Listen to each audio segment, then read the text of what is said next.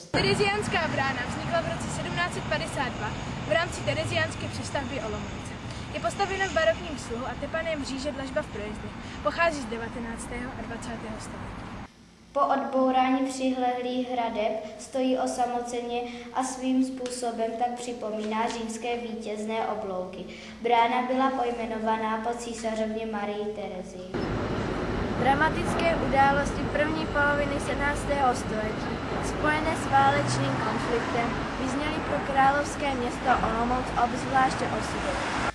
Švédská okupace města v letech 1642 až 1650 znamenala jeho takřka úplnou devastaci a rovněž ztrátu prvenství městy na Moravě. Po ztrátě Slezska roku 1742 se hranice habsburské monarchie výrazně posunula, proto bylo rozhodnuto nově opevnit Olomouc, která stála na cestě k hlavnímu městu Vídni. Nyní je brána po restauraci a najdete tu i obnovené zákoutí s krbem, které sloužilo jako zázemí pro stráž. Své kvality pevnost osvědčila v zápětí po svém dokončení, když byla Olomouc v létě 1752 obložena pruskými vojsky. Dnes se s námi podíváte k sloupu Nejsvětější Trojice.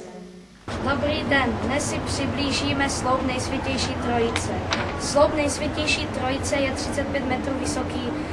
Jeho součástí je malá kaple. Byl postaven v letech 1716 až 1754. Sloupu dominují měděné sochy. Základna je tvořena 3 patry.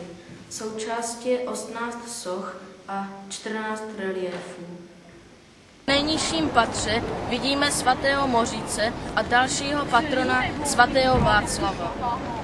V roce 2000 byl zapsán na seznam UNESCO. Nashledanou, přejeme hezký den. Zdravím vás diváci, dnes si budeme povídat o olomouckém orloji. Olomoucký orloj podle tradice byl postaven mezi roky 1419 až 1422.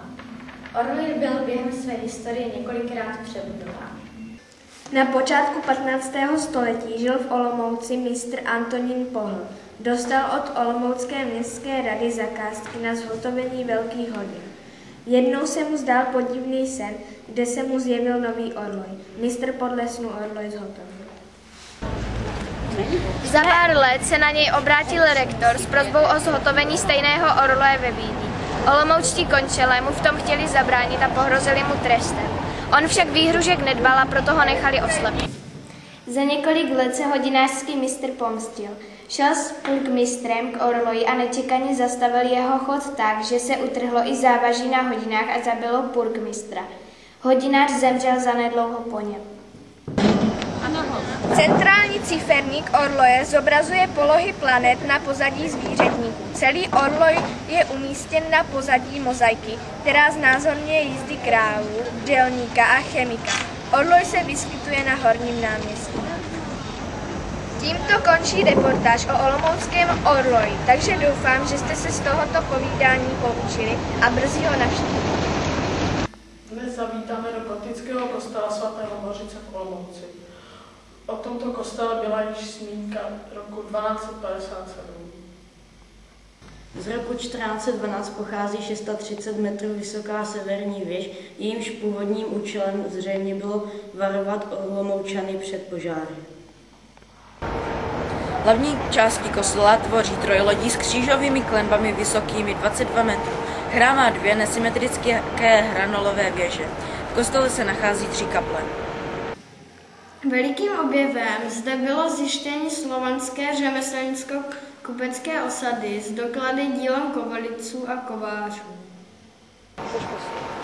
V první polovině 15. století vznikla v severní věži kaple svaté Trojice.